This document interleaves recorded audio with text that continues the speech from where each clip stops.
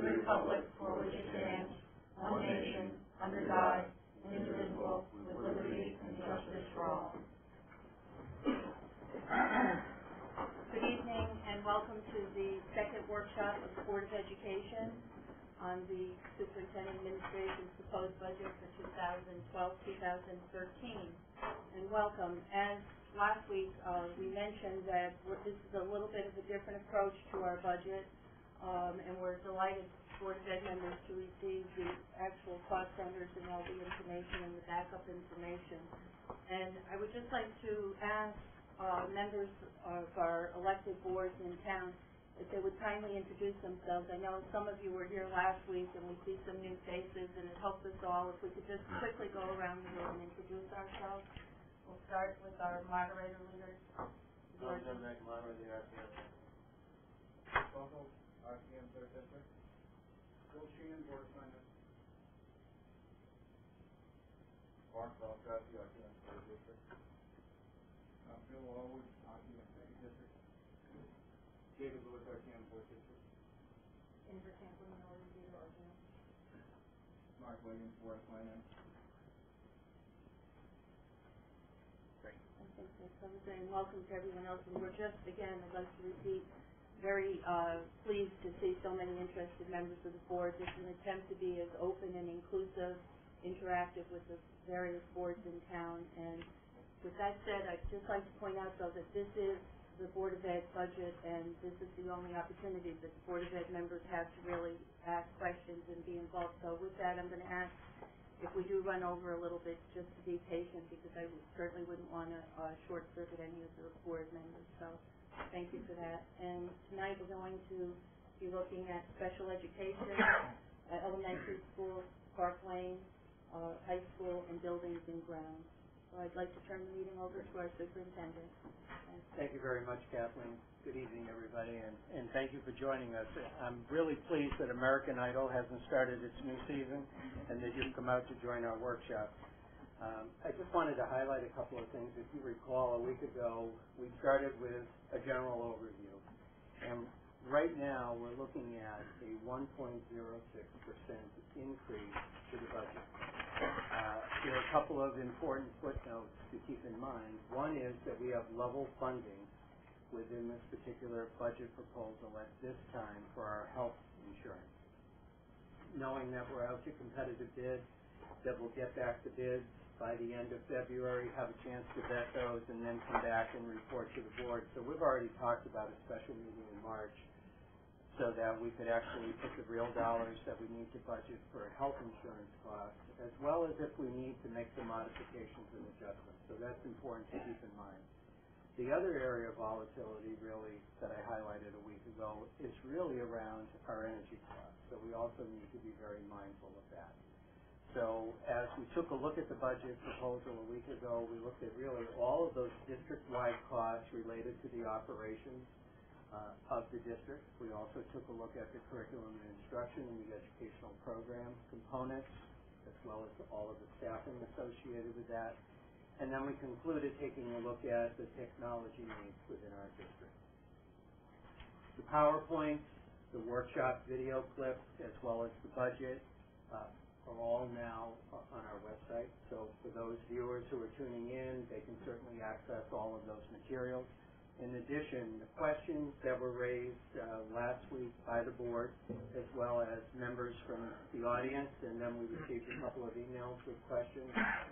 Ron, Craig, and I prepared responses to all of those, so you have the hard copy at your table, and they're also over here on the side. So we're going to make those available in the budget document as we move forward to the other town boards, Board of Finance, as well as RTM, so they can see the trail of the conversation and discussion, and hopefully it will help everyone really understand this financial plan to its very best. So this evening, we have the agenda posted on the board over there, and then what we're going to do is have the various administrators responsible for those areas come up, do a brief presentation, and then entertain any questions that you have. My hope is at the conclusion of tonight that if there's additional research and questions that you have as a board for us as part of the administrative team, that we put that all out on the table tonight. So it gives us the next 2 weeks to pull together the necessary information so that we can make the very best decisions at the January 26th meeting and adopt a budget at that particular time that needs to move forward. So having said that, we're going to begin with special education, and I'd like to introduce Kathy Ballone, who serves as the Director for Special Education here in the Waterford Public Schools. So Kathy, come on down. All right. So I'll be presenting the special education budget for the 2012-2013 school year to you. I want to share some things for you to keep in mind as I go through the PowerPoint and the budget with you. Many special education costs are directly related to state and federal mandates, and we have to keep that in mind when we go through this. Decisions regarding the services for our special education students are always taken very seriously. We carefully consider the students' needs, and while being ever mindful of our budget and the budget process. We also need to keep in mind the importance of myself maintaining the confidentiality of the families and the students that we're speaking about tonight. This budget is based on known numbers and costs as of October 1st, 2011. Remember that our numbers fluctuate with special needs students often, and so that is a changing number for us. The magnet schools and transportation are two significant areas, and I'm going to be talking about those further in the PowerPoint. The number of students who are placed at the shelters, safe home, foster care, or who are homeless in a given year fluctuates often. And we have a unique situation here in Waterford that we have a shelter and a safe home, and we need to keep that in mind, and we have mandates regarding that. The estimate that we've used for excess cost, and I'll explain excess cost a little bit further on in the PowerPoint, we've used 80%, and we feel pretty confident with that percentage amount. We've talked to towns around us as well as people with the State Department, and we feel that that's a comfortable number for us to go with. Accomplishments. I want to start off just by sharing some things that I'm really excited about that we're doing in special education. One of those things, as you heard Ed talk about last week, were the iPads. And we are using the iPads with our special needs students as well. And we've been able to, they're great educational tools as well as very motivating for our students, but they're very cost effective as well.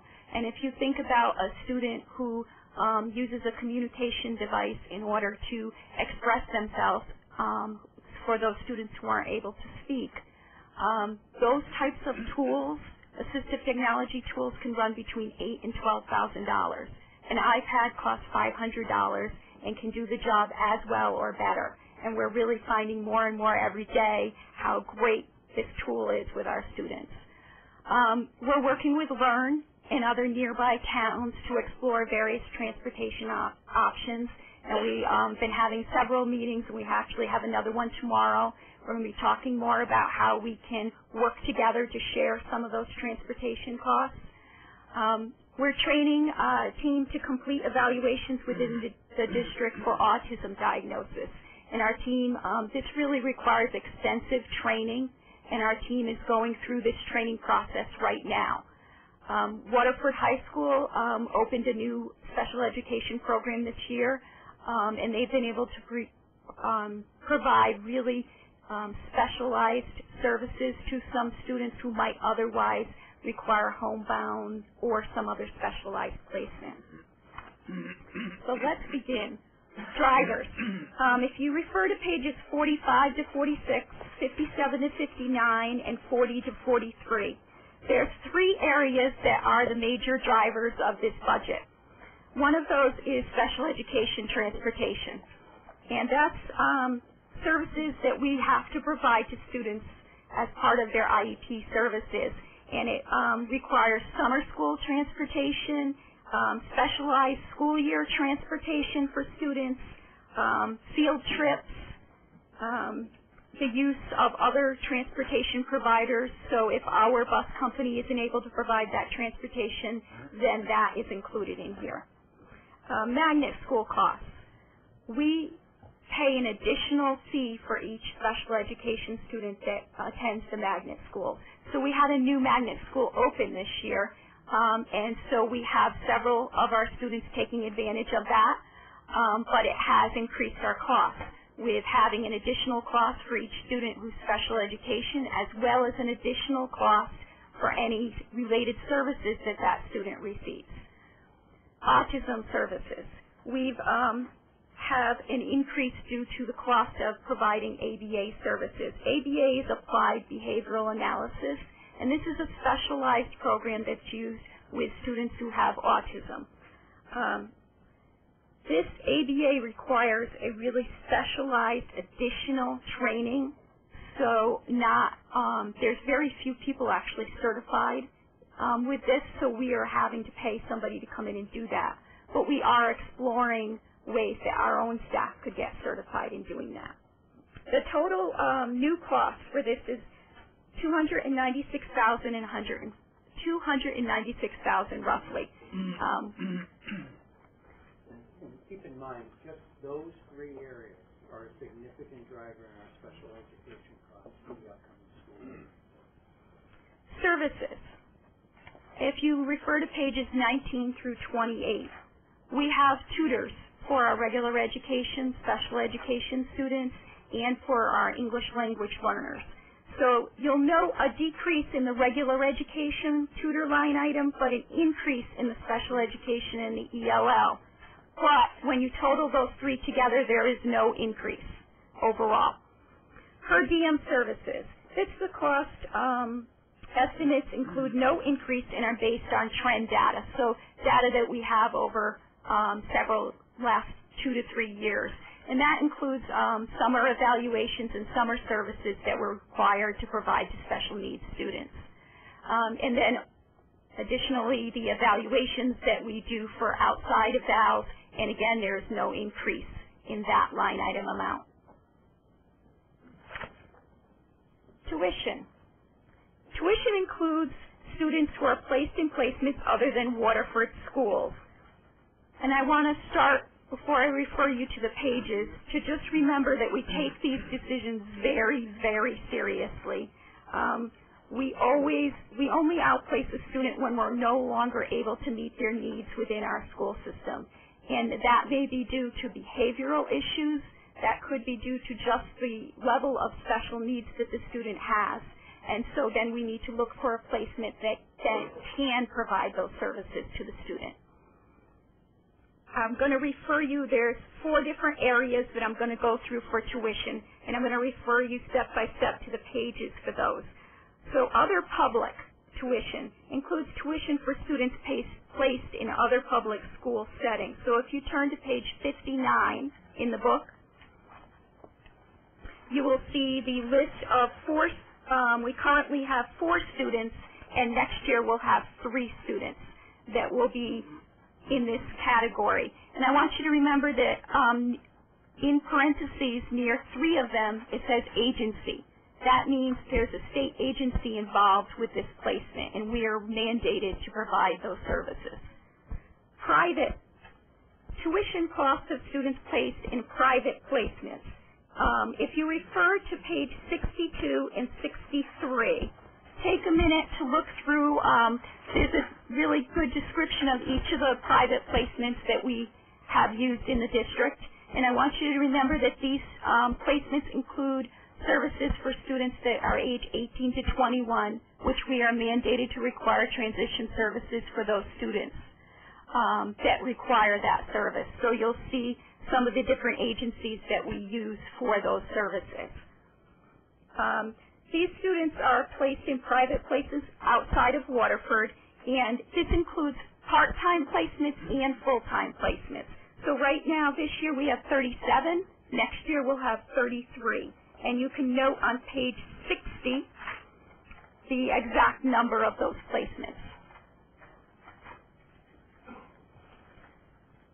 Shelter.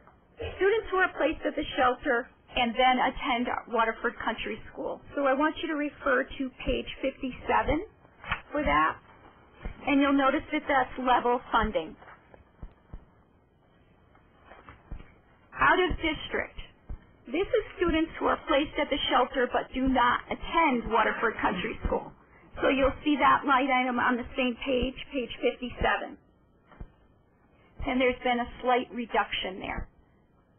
And again, this is based on the known students that we have as of October 1st, 2011.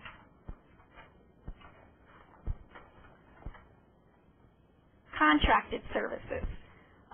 If you refer to pages 40 to 43, teacher of the visually impaired, we are able to share this teacher with Groton Public Schools, so we share the cost with them.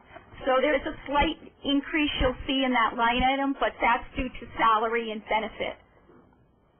Waterford Country School nurse, I believe this came up last week, these next two items. So we are required by state to provide the cost of health services for private and nonprofit schools within our district. So this is a requirement that we must provide this. I want to just let you know that it hasn't increased for several years. Medical advisor. It's best practice for us to have a medical advisor in order to provide us with specialized advice regarding our medically fragile students, and also when a special medical issue comes up, like the H1N1 issue that was going on, and we really used this service a great deal during that time.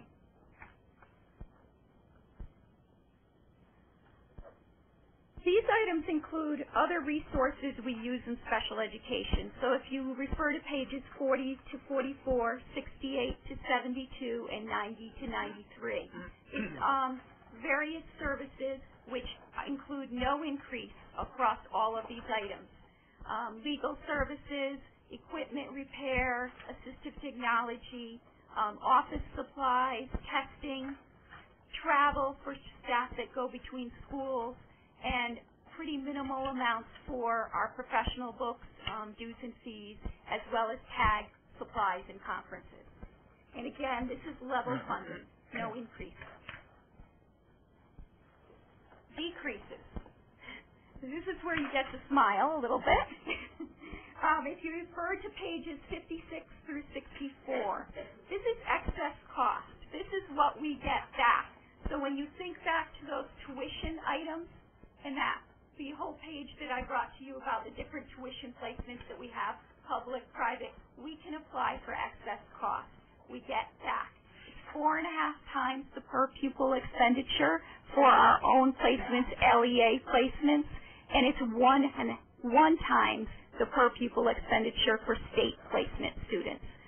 So when you look at each of these items, we anticipate a grand total excess cost of around $851,000, almost $852,000 back to us, okay? So overall, our special education budget has a decrease of 0.25%, which is roughly $6,200 that we will get back. What are we working on? Lots of things, but three of our major areas that were the real drivers in this budget.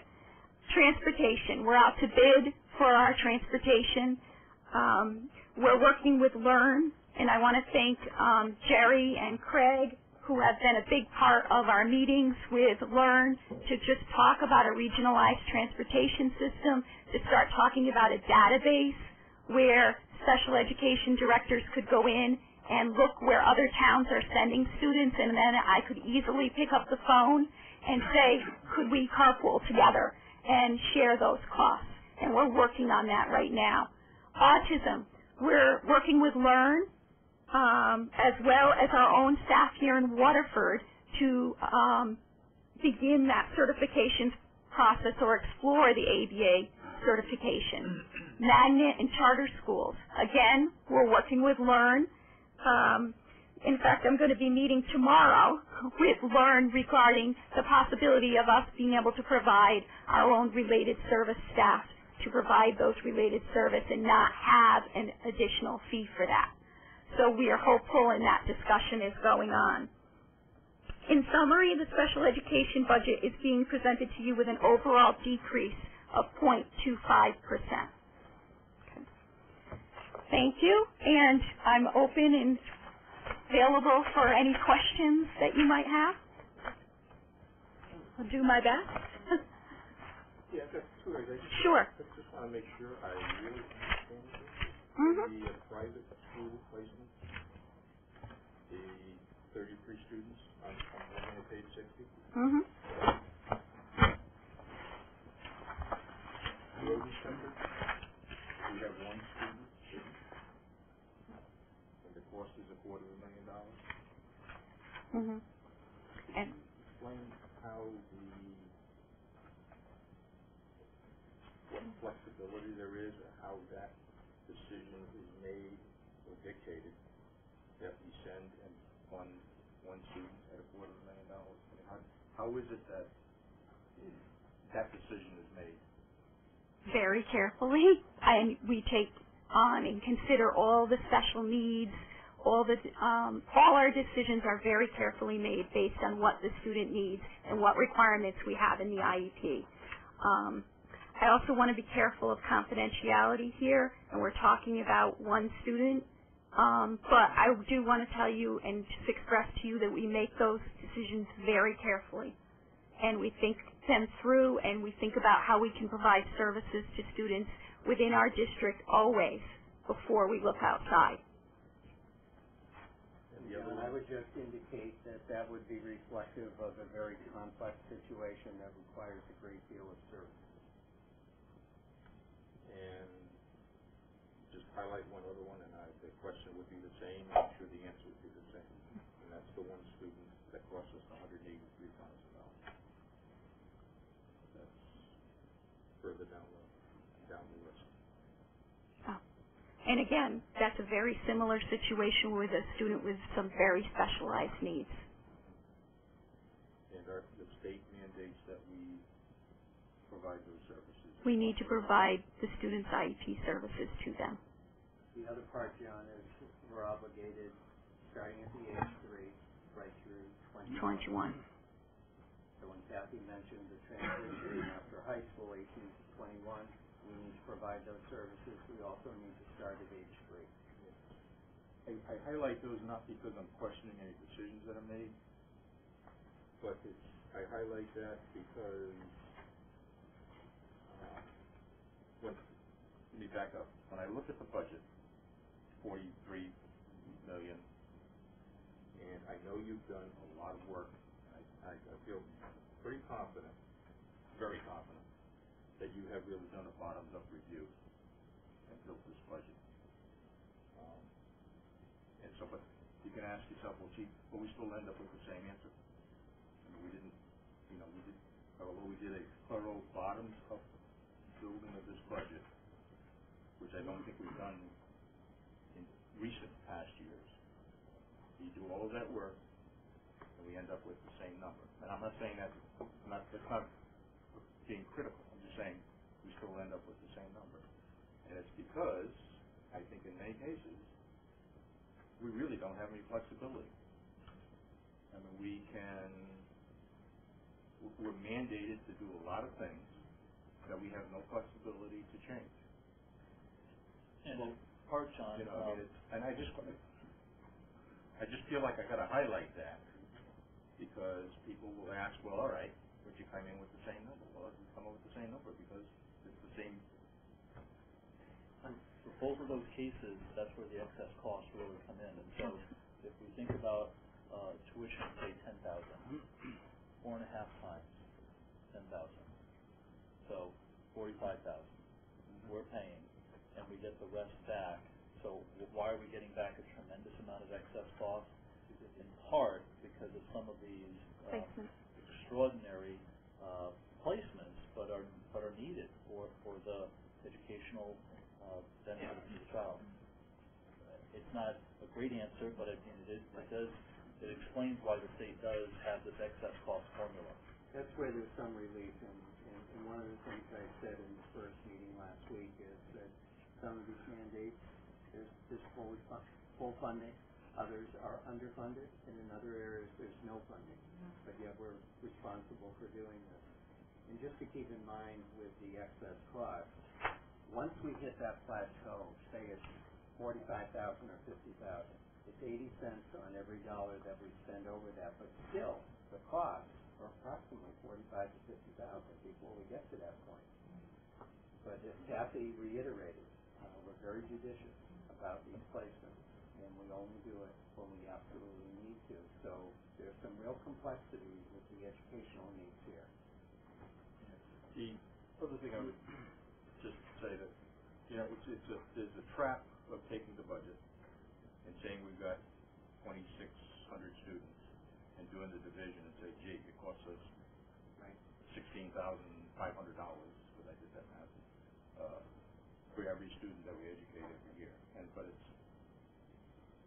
But there's so many individual cases that skew that number. So to be able to just say Waterford is, it's costing us $16,500 to educate each student is not. I mean, it's just a sort of a false. It's a false number. Are there questions from the board? David? General question. Clearly, a lot of that stress on dealing with children with autism and other emotional issues. I seem to recall that years ago, Connecticut College used to have their children's school, part of their child development program. I don't know if they have a good relation with Learn or whatever, but it seems to me that might be a good local resource if they're still doing it. Yeah. That they could perhaps offer a favorable program because the students are there as kind of their student teachers as part of their program.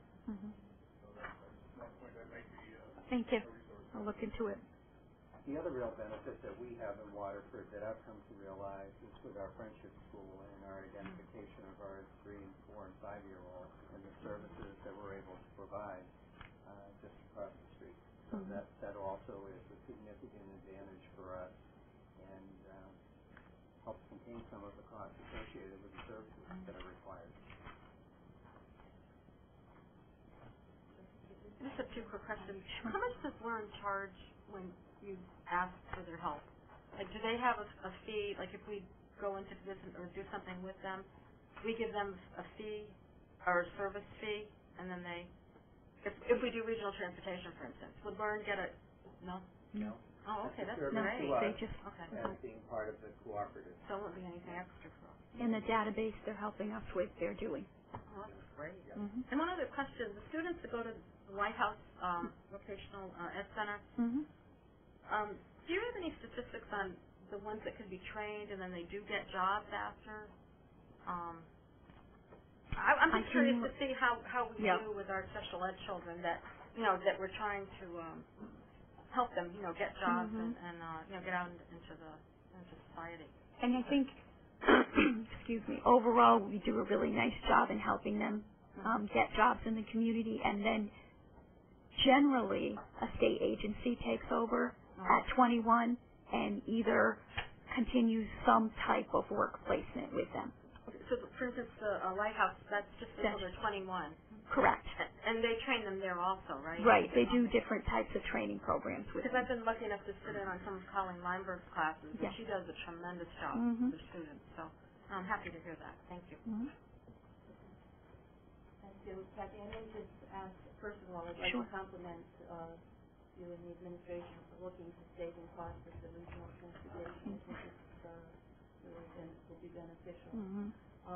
Can you just tell me, I know the Individual Disability Education Act, they do some funding with autism, okay? Do we get money in that title? In the grant? Are you Yeah. talking about the grant? Yeah. We get a amount in the grant, and we can use that for various things. And I believe last week in the presentation they showed you where we're actually funding some positions through that grant. That's what I thought. Yeah. And the reason I bring it up is because perhaps, and I don't know how we fare with the autism rate here, but sometimes if we can make a case, perhaps there's more federal money from that program that could help offset it. Yep. I don't know. Is there any other questions for Kathy on this particular piece? I think this is also, I thought it was good that it looked like the public school site out of it was down, so that was Mm-hmm. also beneficial. Thank you very much. Thank We you. learned a lot, as usual. Thank I you. would like, not to give more work to Mel, but at some point, some of these placements that we had, we're not familiar with them. I saw a few that look new to us, and they're interesting, just maybe a little where they're located even. Absolutely. That could help. That would be good for us. Thank you. Thank you. We're going to move then to the elementary schools. Our three principals are going to provide an overview there.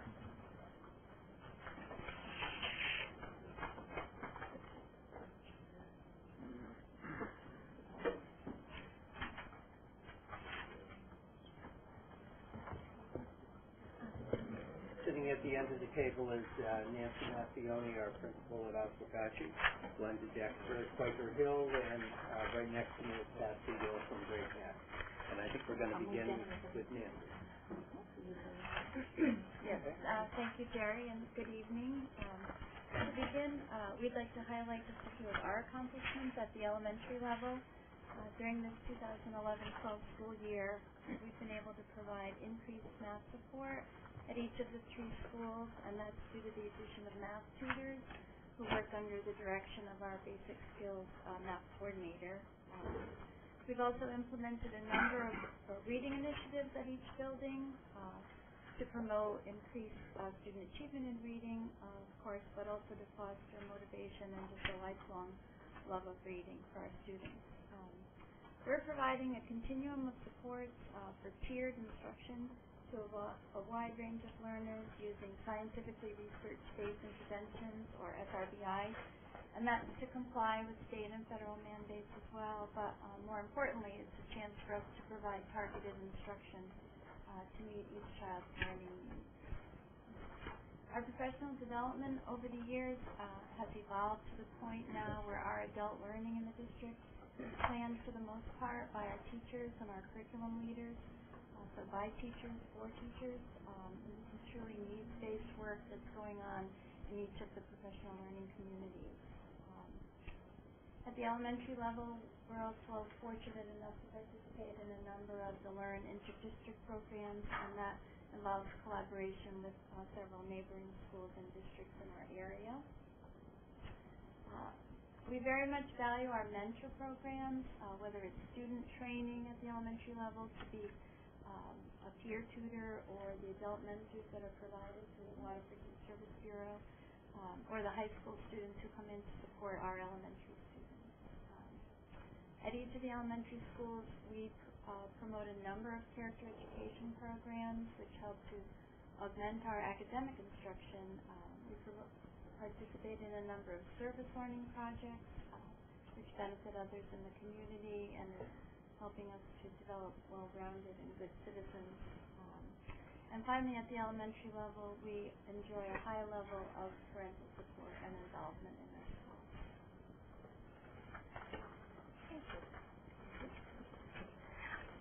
Well, the bulk of our budget is really driven by enrollment, and so the projected figures you see here are really the same numbers that Craig shared with you last week when he explained staffing and the number of FTEs for the 2012-2013 school year.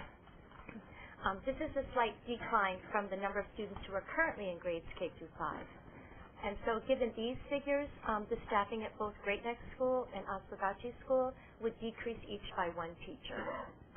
The class sizes for each grade level, though, still fall within our Board of Education guidelines and also the board's operating budget assumptions that were established earlier this year. On the left of the first column, the out-of-district students, while they're still included in the totals, there are 4 elementary students who are outplaced and attending a state-approved special education facility that Kathy referenced earlier. The kindergarten numbers are really our best projection using trend data. We'll have a better picture in the spring when the bulk of our registrations happen. And in determining the numbers for grade 1, we take into account our current kindergarten students, and then we also look at the kindergarten students who are attending the Friendship School, and depending on their residency is the school that they would attend. And then, obviously, the rest of the numbers are based on the students that we have as of October 1st. So those are easy to figure. You got it. There are two sheets that I will have you reference. The first one that's on the screen now, budget request, it shows the 3 elementary schools separately, but if you go to the next sheet, and in your budget book it's pages 66, 70 to 71, and 82. For the sake of the explanation of the elementary school budget, we put our 3 together, and I'll be talking about an average for each of the line items. So if we could hit that button. Conferences. Yeah, you see there's a slight increase from the 11-12 budget, a little about $180. Our professional development is what's included in these conferences. It's very focused on building and district goals, and we're very selective in approving attendance at conferences. Also, as Nancy mentioned before, our professional development is provided so much more anymore in-house by our professional staff. There's just a slight increase, and it's also based on the number of staff members that you might have. So there might be in one school a $100 more request, and it's because there's a few more employees in that building. Supplies, you see an increase of a little under $7,000 from last year. And the note here we'd like you to really pay attention to is that it's an increase, but last year at the elementary level it was about an 18% cut. At the $37,000 request line, we are still under where we were for the 10-11 school year. We look at per pupil spending. We have increased costs for paper, ink, that sort of thing. But we are asking for a little extra money because last year with the cut, or into this year with the cut, we were really tapping back into some of our, I guess I can describe it as backfill, some of the resources that we had, the leftover paper, the leftover of everything, we're down to the bare minimum, so we need to start filling back up again. And we're asking for what we need. AV supplies, there's a slight increase. The bulk of our AV supply money goes towards the purchase of bulbs for the Promethean boards, so you'll see some fluctuation between the schools. A few years ago, obviously, Great Neck didn't need any last year because we were brand new. Everything was up and running. As you go through a year or two, you start to have to replace bulbs, and they run about $200 a bulb. So that is where all of that money, just about all of that money in AV supplies is for the bulbs. The textbook supply account is about $5,000 less than we requested last year. That reflects the new math curriculum, and the money for math textbooks then is embedded in the math curriculum cost for next year. So you see a decrease in our textbook request. Library books, we're holding in our request of $750. That's what we've had for the last 3 or 4 years. That does not include any new purchases of books other than a few of the award-winning books. The $750 covers the renewal of periodicals and journals for the students in the libraries, but we have not had money in our library account for about 4 years.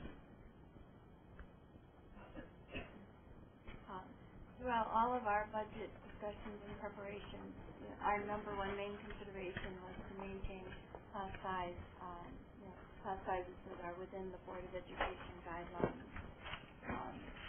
As I've already mentioned earlier, our students are benefited this year from the math tutors in each building. We'd really like to see that continue going forward, especially as we try to meet the SRBI guidelines and we implement next year the newly revised math curriculum. As Pat already mentioned too, our in-house PD is very strong, and we do a lot of work in-house, teacher to teacher, but we are very selective with our teacher requests for meetings and conferences outside of the district, and we always look for teachers to bring back that new learning to the building or the district. So just some help with cost containment at the elementary level. We're really using primarily strictly electronic correspondence at this point, and any purchasing that we do is needs-based upon our staffing levels and our student enrollment.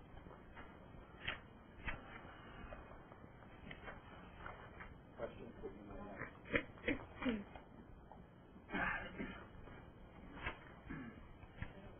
I do have one concern, and we can talk about this again later. As we know, we mentioned earlier what we number of areas. We don't know what the bids are going to bring back, but when I looked at the Quaker Hill enrollment in the kindergarten, I believe it was 20 first grade. Sure. And that is just a little bit, it's starting to get outside of the guideline. While I know what we're facing, I'd just like to keep an eye and a concern on that area. That is one of our hot spots, and we are keeping an eye on it. Okay. Mm-hmm. Thank you. Sure, I'm sorry, I didn't. We still have late registration in August. We do. We still do. Do we usually get a lot of students then? Or? We do. But one of the things that we learned from this past year is it's too late in August, so we're going to move that up to earlier in the month, and actually, so we have a better sense of it. If you recall, we had really a rush for kindergarten, and we needed to hire an additional teacher at the beginning of the school year because our class sizes were well above the 20. Right. One of the things that we have in this budget that we decided last year was to put a contingency teacher for that hot spot. And our agreement was that if we didn't use the money for that, we would return it to the town. Well, we made that decision back in May because our third grade enrollment had already topped where we needed to go. I did not put a contingency teacher in this budget request, and I almost wish I had. So that may be something that we think about so that we can address a hot spot, whether it be at the 5th grade or whether it be at the 1st grade on this particular roster. But we monitor the enrollment closely. We'll know better with the kindergarten as we get into the March time, and then again with any new folks who move into town over the course of the summer, or for those who just forgot to register. No, I'm happy you're going to move it up. It didn't make sense to me to have it so late. And the class sizes are getting large in some of the schools. I'd like to thank the elementary administrators for putting this in such an orderly fashion. It really, it's a lot more efficient to see it all right there categorized. So thank you very much. Thank you for having us. Thank you. You know, just as a highlight, although we have 3 elementary schools, we have 1 elementary program, and they really work very well together. Next, I'm going to ask Jim Sachs to join us to go over the middle school request.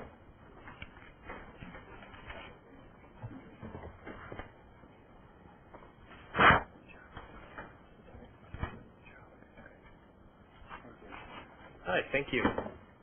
Thank you for the opportunity to share our accomplishments and our proposals for next year. I really appreciate it. First, our accomplishments. We're very proud of all the things we've done this year, and I'm really happy that 6 months in, I appreciate everyone's support, especially Lynn Lynch, who helped me with this presentation. It's been a really great assistant principal to work with. So in our PLC meetings, we really concentrate on using student data to improve teaching and learning. Our instructional rounds process went very well. We were one of the early schools to conduct the instructional rounds, and we presented that a few months back, I believe. And we're using that in our PLC work. It's focused on Bloom's taxonomy of learning. Faculty meetings, we've sort of had a renewed collaborative and instructional approach to faculty meetings. Our conferences are very supportive of the middle school model of adolescent growth and the safe school culture. We're also doing some fun things with educational technologies such as iPads and apps, as Kathy mentioned, but some wireless technologies that allow kids to show their work in classrooms and engage a little differently with what's being taught.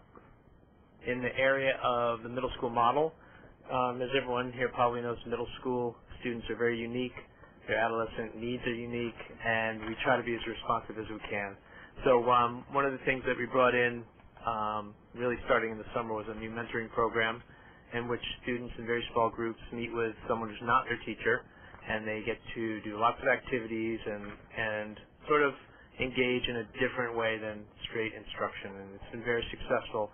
And then we just implemented a program for 8th graders. I was really happy that Mr. Macrino came to our school a few days ago and he met all of our 8th grade leaders.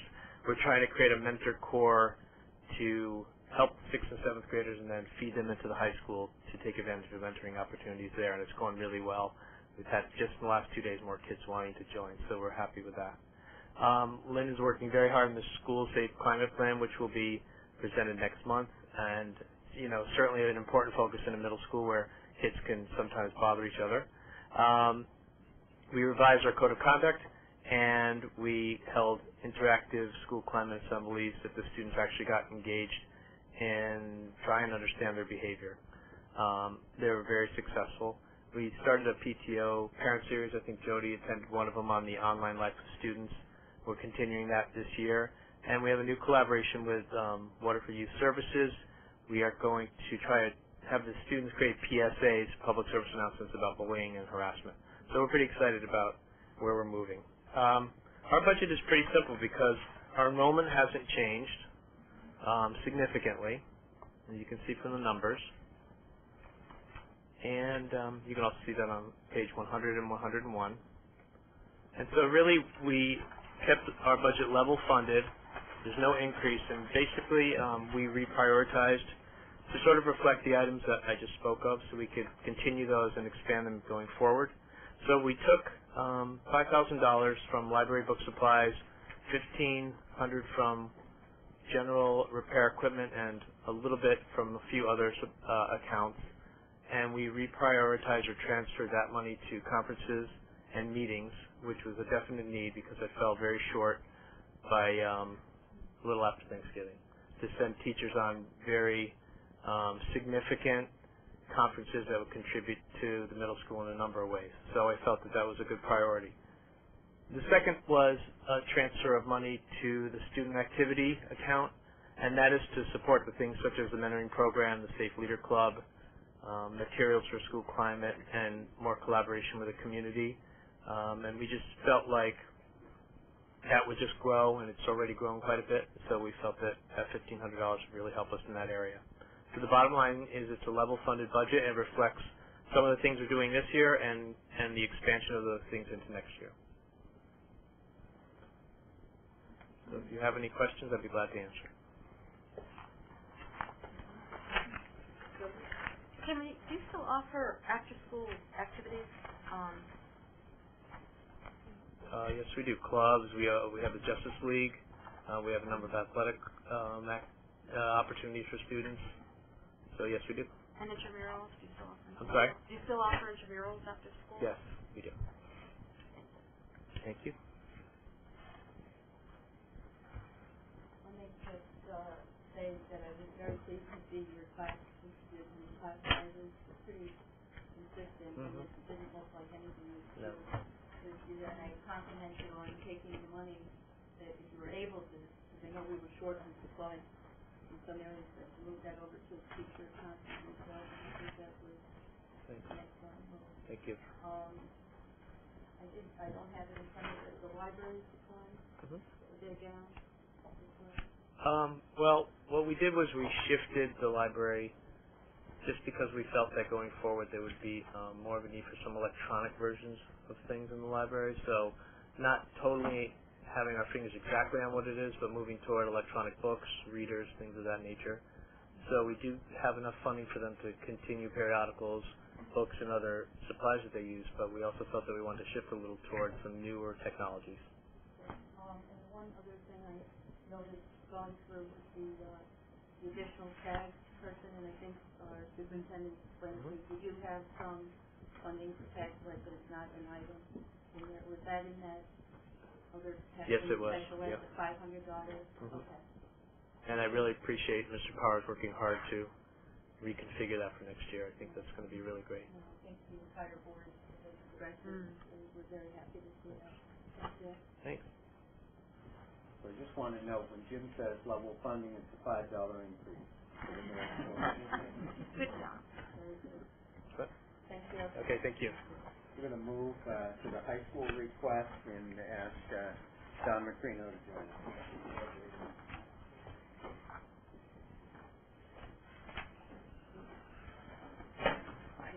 Good evening. Good evening, everyone. Well, Mr. Sachs set the tone by thanking Ms. Lynch, so I better not go forward without thanking Mrs. Amante and Mr. Ryan, who are, of course, a great help at the high school on a daily basis. And I must say that all of the administrators that I work with send us students who are really at their optimal levels, and we're very appreciative of that at the high school. I'd like to begin also with some of the accomplishments that we're quite proud of. And at the high school, first on the list, of course, is graduate college and career-ready young men and women. That's really our main charge. We are increasing the graduation rate and decreasing the dropout rate. We're in very good stead at the high school, and our graduation rate is quite high. So the movement cannot be in grand numbers, but we are heading in the right direction in both areas. We have fewer dropouts than we've had in the recent past, and we have more graduates. So that's exactly the direction we'd like to continue in. I also believe that that's the direct result of many of the interventions and programs that we've put in place over the past few years. We're very fortunate in Waterford that we provide a comprehensive education. That can't be said for all communities in the state. We're able to maintain in many areas. We can offer a rigorous academic program. We offer a hospitality program at the high school to train our young men and women who may go out into fields which are very popular in southeastern Connecticut. We have a full technology program that is still in existence, and we plan to continue that at the new high school. We offer business education. We have advanced placement courses that run the full gamut. We have an ECE, an early college entrance UConn program where students at the high school level can get UConn credits and save their parents thousands of dollars if they're successful at that endeavor. We have a ProStart program which is in the hospitality area, specifically culinary, and students who are successful in that program can get advanced college credits for places like Johnson & Wales and any of the other culinary institutes in the state. We have a great relationship with Three Rivers, and many of our technical courses that are aligned with the Three Rivers program also provide college credits. We offer internships for those students who would like to use their senior year to explore what field they might want to go in or what area of study they'd like to pursue in college. So that's been very successful, and it's growing every year. And we offer 11 AP courses at this time at Waterford High School, of which we're also quite proud. The next item is we're leaders in high school reform and other federal and state initiatives. I've been fortunate enough to be allowed to be quite active in the Connecticut Association of Schools and the National Association of Secondary School Principals. In both of those initiatives, I'm able to get a first glance at federal and state initiatives and prepare Waterford High School in all of our planning for those that are coming down the pike. And there are many, as you know.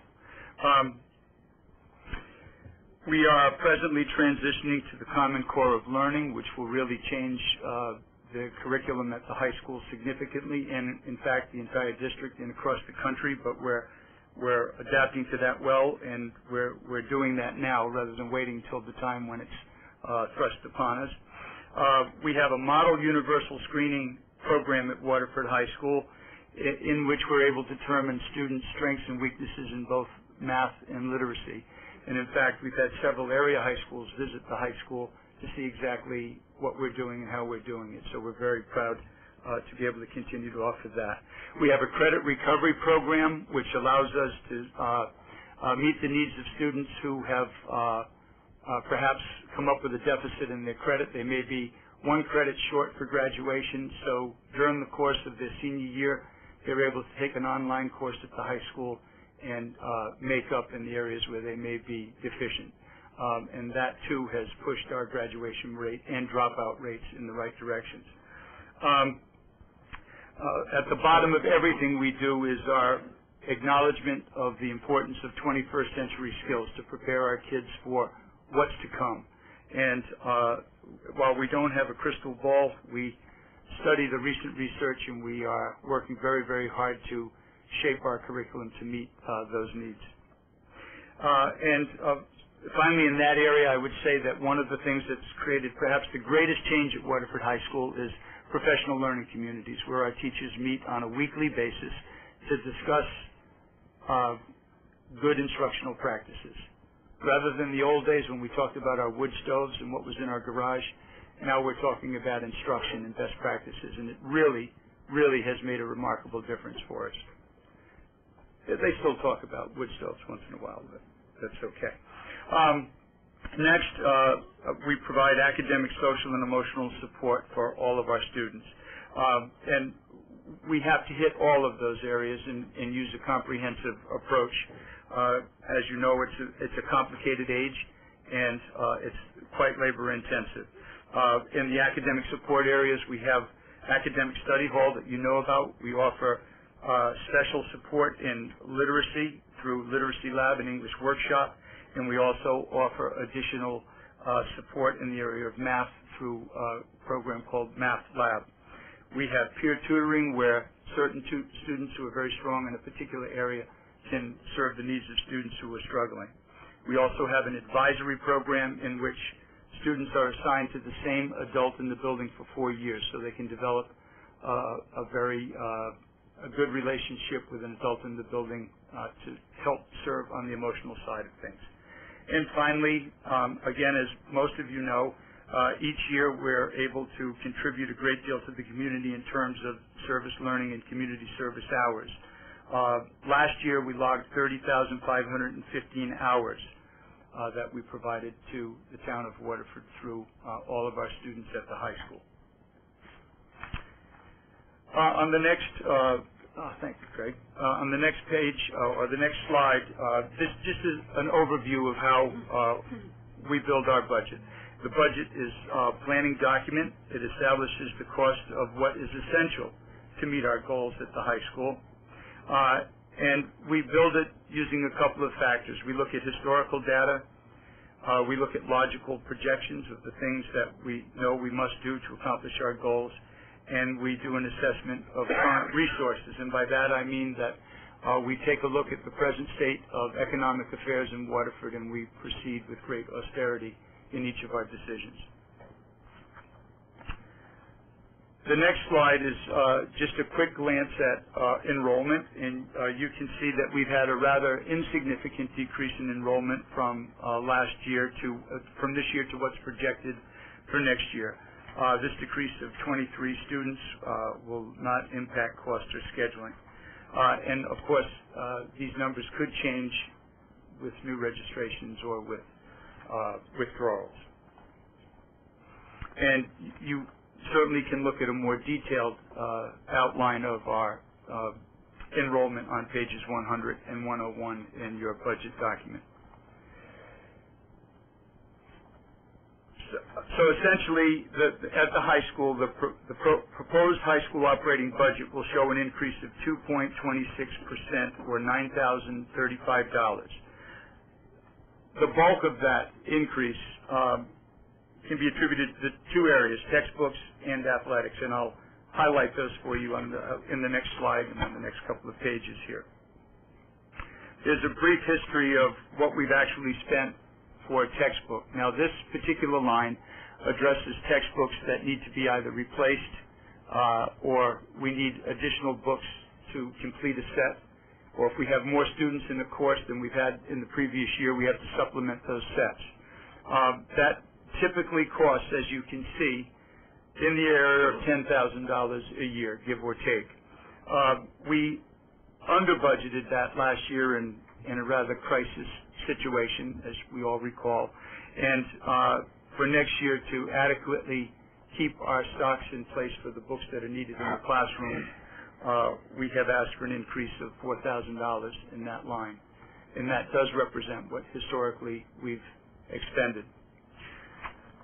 The next slide, and there are two of these will outline the costs which go to athletic trips.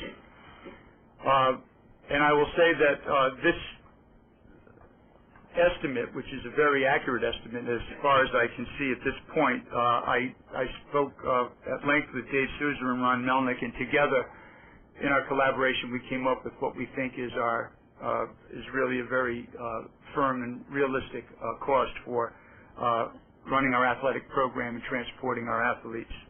And as you can see by looking at the next slide, that represents an increase of $9,300. Now, if you were to add this and, of course, the $4,000 for textbooks, it may sound like it doesn't balance, but throughout the budget, we reallocated a number of our funds, and there have been a number of reductions throughout the budget in areas where we feel very comfortable in doing that. We've just moved the monies around to where it's needed most. And I think you will see on the final page, again with a brief history, and then our proposed budget of $408,316, representing a 2.26% increase. And I'll be happy to answer any of your questions from the details. All right. Talk about the library for a minute. Students use the library throughout the day? They have access throughout the day?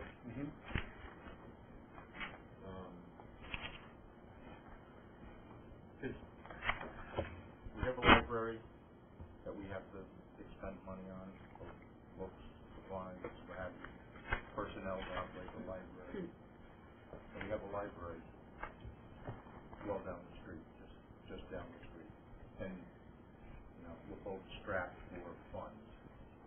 Have we ever looked at the opportunity to have one library and from a town standpoint reduce the cost of the town?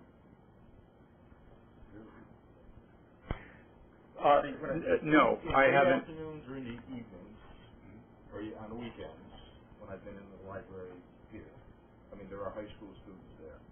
Not many, but they do use that library. So that's my question. Yeah. Do we ever looked at essentially consolidating our resources? Well, John, I can say that there's more collaboration between our libraries than there has been before, and online services and so forth are provided by the public library system to our high school, so we have access to that. And that has to have a cost associated with it in the right direction. I can't tell you what it is. One of the problems that we might face if there were one library is, of course, you then have to open the high school up to almost anyone who would like to come in during the course of the day, and that isn't a practice that at this stage of the game, I think. Well, actually, I was thinking the other way. The other real issue is the materials at the high school are for a very select audience, ages 14 through 18 or 19. Also, with the new high school, the way it's been designed is also to provide access to the community after hours, in particular, whether it's for meetings or whatever. But the resources, and we're moving more towards the electronic resources than the printed text, and that's really the driver in this budget for our high school library. So that it doesn't mean that we can't be thinking about some collaborative efforts. But much of the material at the high school is also very connected to the curriculum. So there are other resources that expand the content. I mean, with the in the budget here, we've got personnel that are listed as library. I don't know how many are specifically for the high school. One librarian. One librarian. I don't know, I'm trying to think of areas where we could do something different that might save money. That was one of the things that, yes, they are very close. High school students going to the library during the day would certainly be a problem. Not for me. You mean the return trip? Only the return trip. But that was just one area where I thought maybe at some point we should look at how to work. When we look at our K-12 library program, we have one certified librarian that the Waterford Public Schools fund. Our elementaries and middle school have library technical assistants. And so we're really not overstaffed in the area of library media. The other piece, John, with the curriculum work this summer with the information technology, we're going to be taking a look at the whole area of media services and library and connection to technology. The other thing to keep in mind is, in the high school in particular, but in any school setting, the library is really an extended classroom, and there are entire class groups going to the library. And the librarian is essential in a lot of those instances in helping in undertaking research projects and those kinds of things, so that the library experience in the school setting is significantly different than the public library in that regard, and that there's an awful lot of learning going on in the library itself. It's a classroom in that respect. And if I may add, Tim, that's very true. And our librarian is going out into a number of classrooms and really is spearheading an effort to deliver a higher level of literacy in the area of technological research, how to go onto the internet and search correctly and so forth and find the right research materials. So he's a teacher in every regard in that he's teaching every day. Jody? John, I just have a question, and maybe it's more for Dave. Because the athletic budget went up a little bit this year, is it because we weren't able to host a lot of home football games? Does that money have anything to do with the bottom line of the budget? Transportation. Oh, it's transportation? Transportation. Realistically, we didn't consider this year was kind of we had so much transportation issues, field not being ready, so we tried to look at next year, right? There's other conversations, there is a new transportation budget. Now it's down, so we wanted to put a number in there that if we were very successful with teams, bringing to maybe to the semi final, we had enough money to cover it. I mean, there couldn't be money that comes back out of this, and it might not be. And I just want to throw something out to the board. I would really like us to think about reinstating freshman sports and taking it out of the CAVE budget. I had asked for a comparison of, and maybe we can get it by our board meeting, comparison of how much it costs to belong to CAVE, the $18,000, how many workshops and the CAVE conference that we went to, and total that all up. And then on the other side, see how much it would cost us to attend those same workshops and the CAVE conference if we weren't full members. And I'm not saying not to belong to CAVE forever, but maybe until we can get our budget, straightened out a little bit more, because I firmly believe freshman sports should be part of the athletic department program. And other schools still have freshman sports. Very few don't. And we might not even have the numbers to have some of the freshman teams that we would want to have. But I personally don't feel our team basketball program for boys or girls is very good. I feel our freshman sports program at the high school would have been better. And I just think all around it's better for the students. So anyway, I just want the board to maybe think about that. And because I would hate to rely on donations every year for this, I would just like to see it back in our budget, if possible. So you'll comment in a minute. Devin? Jody, thanks for bringing that up, because I was going to bring it up anyway. I would like to see the board, and I know this is just a workshop tonight and there's no decisions being made, but I would really like to see the board work on coming up with some way to try to reinstitute some freshman sports. And the reason why I say that is that when we first decided to cut, when it was first decided to cut freshman sports, the argument was used that, well, there were clubs in the area that could handle, like the kids who play basketball or baseball. They could play either Babe Ruth, or they could play in the town leagues for basketball. I think there's a big difference between being involved with club sports and being involved with high school sports. And when you look at the success that we've had through the girls basketball, the girls softball program, the baseball program in this town, I think that by taking that step out, we're shortchanging ourselves and our athletes. So I would like to find a way to get that back in if we could. If I may, just for one moment, to the board members, just suggest that this is a conversation that I think will continue in March. we do have some, figures that we're not certain about at this point. Also, I'd just like to point out that, it took a little time to go through getting the policy in concert with whether or not we were going to be able to accept any kind of a gift, and that is in the affirmative. So we're moving on in the right direction. But I would like to say that this conversation will continue as we've spoken with the administration, and we realize that some of these, there's still certain unknowns with this budget at this particular stage.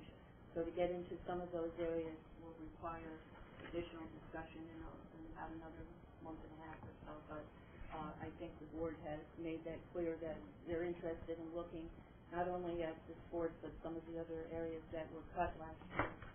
And if I may, that brings me down just to, Could I just ask one thing? Before we talk about freshman sports, one of the things I'd like to know is how many freshmen made teams? Now, we didn't say a freshman could not be on a team.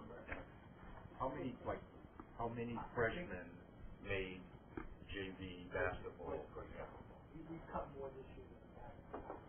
But I don't think it was necessarily all freshmen. What ended up happening is the kid that was a junior that might have started another year had a chance to grow and possibly become a player.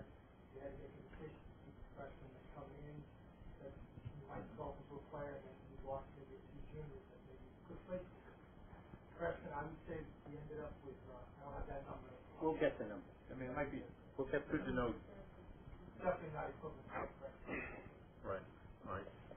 And I do very much understand the difference between the senior league or playing basketball and actually being on a well-structured. Yeah. thank you, John. John, as we went through this, again, there's an area that is of concern, I think, to the board, and it has to do with some of the class sizes. And I'd just like to emphasize for the public, while we're looking at this budget and we're all interested in balance and restraint, and that is very important. This is a very good budget proposal at the percentage that we have, 1.06. But I'd like to just, so the public realizes, this comes with some sacrifice. There's been, I can see, areas where you really had to give it very intense study and to look at some of the class sizes. I think it's something that this board has talked about over the years. I'm going to refer to two particular areas. Sure. The first would be within the algebra. Some of us have talked about that in the past, and I noticed this year it goes up from what was at 20 up to 27 students, and also the algebra 2A goes up from 21 from last year to 28. Yes, I'm sorry, Claire. Just to help the audience, Kathleen, we can refer to pages 104 and 105, and I believe Kathleen is referring to page 105. Yes. Just to add to your... You're absolutely right. And it's just, I'm not arguing this right now, but I'd like us to keep an eye, because as we're doing well and we've been looking at our math scores and we've highlighted in some of the accomplishments, our CMP were good and moving. We want to be careful that if the classes in the math get too high, at least for me, I like world language, but I would like to see, how does that work now? Of course, some of that here was delayed when we talked about the use of technology and all that. We're also supplementing in the classrooms these days. But can you just keep us informed as we go through? Yes, and I can assure you that we keep a very close eye on those numbers. And the numbers that you actually see here are subject to change as we actually do the final schedule, because we have to even out the sections and so forth. So some numbers may go up and a few numbers may go down, but we always certainly look very closely at this. I'm in constant contact with the department heads, and if they feel that there are hot spots or areas of stress that are inordinate, I've always felt very comfortable coming back to the board and having that discussion, and the board has always been very helpful trying to solve it. Particularly if you get one, we have one of the grading calculus at 30, so this would be a discussion for the board too at some other point, whether, I don't know how many people have to like come in to teach like point, class just to take some of that burden off, so it wouldn't be the hiring of perhaps the full person, but that's just one comment. The other was, I noticed when we talked with the World Languages Review, that, there were no coming with the French one. I know there were 5, but you picked it up, I guess, in the, coming into the high school. Remember from Clark Lane, I think we had 5 last year or something. So, there was, no, offerings for French 1, Right. This year. We are planning on continuing that in our program of study for the 12, 13. The numbers you see now are the class sizes as of October 1 of this year. So it's this year's numbers, and we're thinking next year will look similar. We are going to offer French 1, and we will see if people sign up. With our world language curriculum redesign, we're hoping that successful experience in 6th, 7th, and 8th will mean that everyone starts in year 2 of either French or Spanish.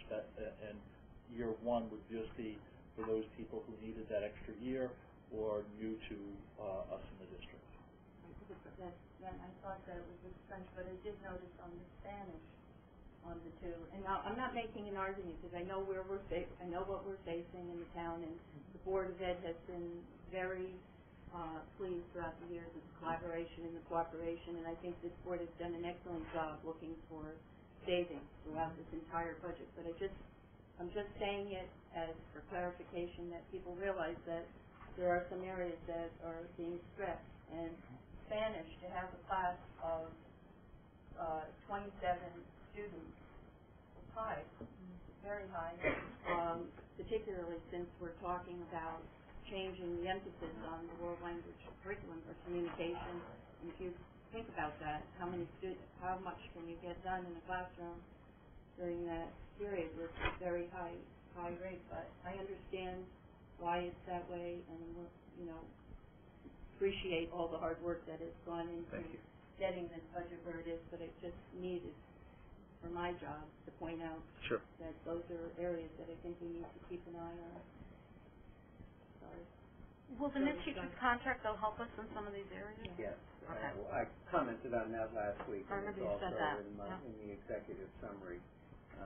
Again, looking at some of the smaller classes in order to continue those rather than eliminate those, that could be an additional course that a teacher would assume so that we can continue that course. We're going to get a better whole handle on stressor areas fairly soon. When is course selection for next year? Course selection will take place in March and April, and then things begin to sort themselves out So as we'll we near the end of the year. Yes. Numbers in like those algebra classes and those kinds of Yes, we will. After saying that, now I want to make the compliment that I thought it was really wonderful. And Jody pointed out that in some of the class sizes that we had that were small, with the new teachers, that we were able to keep those programs going. That was really, truly excellent, and to see that them growing. So, thanks a lot. Are there any other questions before we move on? We're going to move. I think I'm sorry, I just have one more. The Hospitality Business Academy, those class sizes are large. How many teachers do we have in this program? 3. There's a business teacher and 2 family consumer science teachers that share that. Those class sizes are fairly large. We're going to move to bricks and mortar and buildings and grounds. J-7.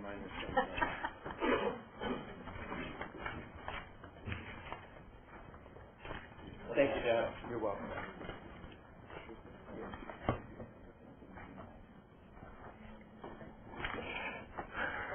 Exciting stuff for last. Yeah. If you didn't quite hear it, the very best for last. So let it go. Exciting. Think what you... Can you do freshman sports, Gil? No. All right. There's something I wanted to start off with because we've been asked throughout the years on a lot of the things that we do to support the town. And we sat back and we looked at a lot of the projects that we've been doing to actually help reduce a lot of the cost of the town. And I went through and to start with, at the police department, we're almost finished with an entire HVAC replacement that's been done with an outside contractor but been supported by the Board of Ed staff. We take care of their intensive cleaning quarterly, our custodial services go there and extract the carpets and clean the buildings and take care of the heavy-duty hauling. And when their custodians on leave, we cover for them, and our carpentry and lock services are taken care of there as well. Youth Services Bureau this year, we painted the entire interior of the building. Great. And supported the roof replacement, as well as helping them out on a weekly basis for their Christmas programs and other supportive services for Thanksgiving and other foods distributions. Public Works, we replaced all the circulator pumps of the main buildings. We painted the entire building inside. All the offices are complete, and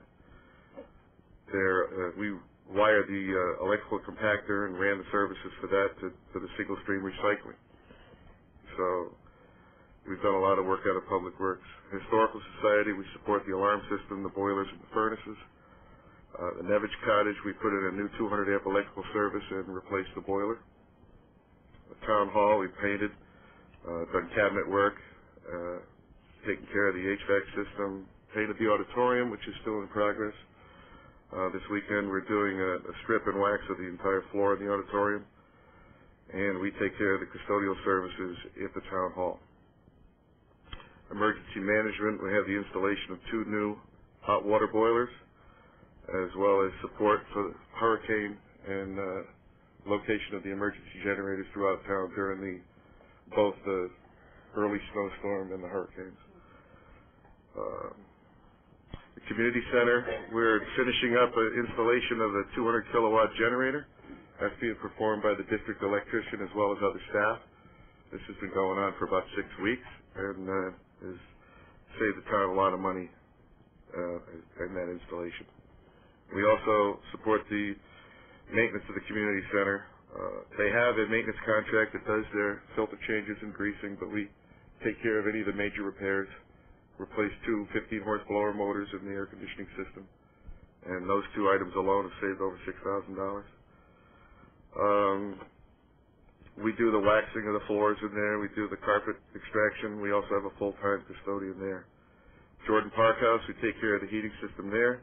That's Field and Waterford Beach, both heating, and we did the bathhouse repair and the water service replacement, and we take care of the heat and hot water at the dog pound. So those are some of our outside services. That's my favorite, the dog pound. Well, got to keep them happy. We have reduced overtime to a great extent through contract negotiations by having a flexible schedule on the weekends. We have people that work Wednesday through Sunday as well as Saturday through Wednesday. So by having 2 shifts there, we've eliminated a lot of overtime. And we've also finished the standardizing of green chemicals throughout the district. We've gotten rid of, in a great part, most of our aerosol products. Those that we have are non-ozone depleting. Our window cleaning, sanitizing agents are all green. And as well as we've finished compiling the database for our centralized maintenance program, which is a off-site web-based computer system that basically when we go in and do our quarterly maintenance to each building, it prints out a list of every piece of equipment, what's required, belt sizing, greasing, lubrication, everything that has to be done with this equipment. It's all in this maintenance database. And that's helped us a great deal.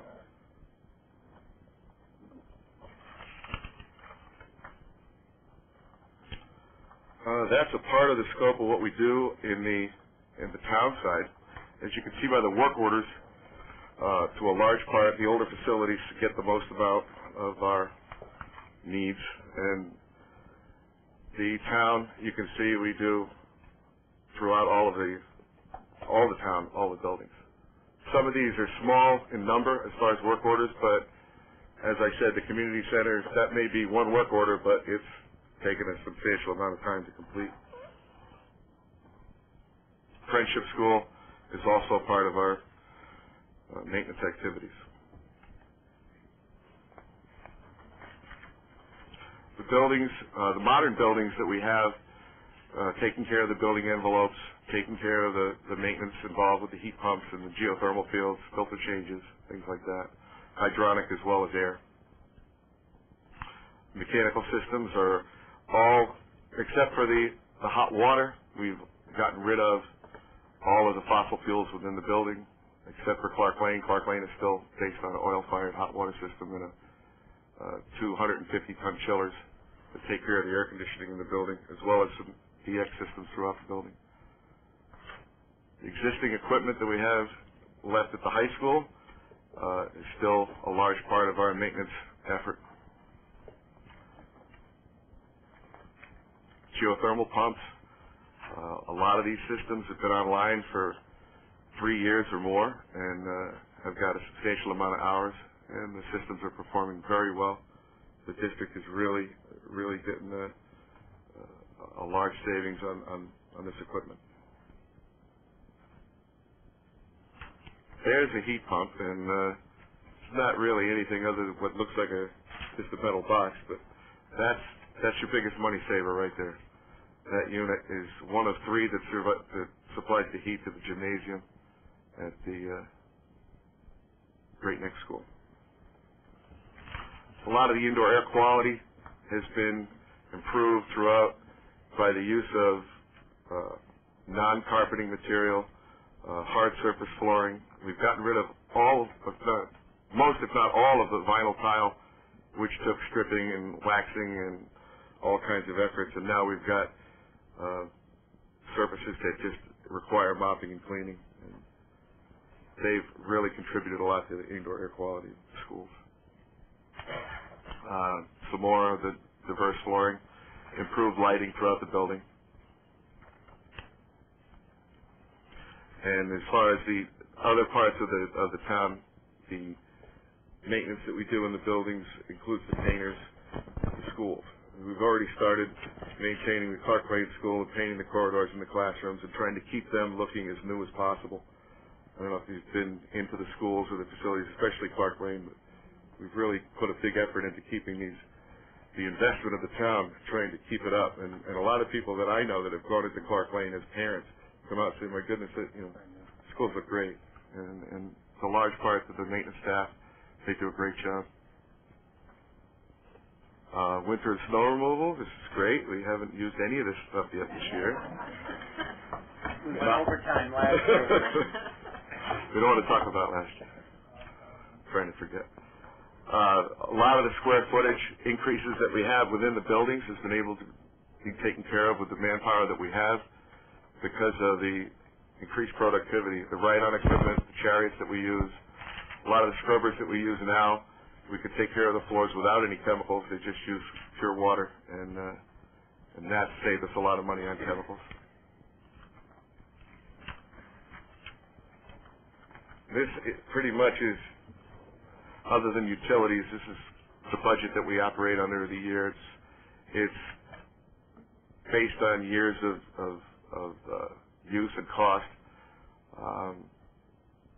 They're the custodial equipment, supplies for the day-to-day operations in the building, supplies for maintenance. Those are our larger costs as far as your filtration changes, any of your chemical balancing in the boilers and things like that.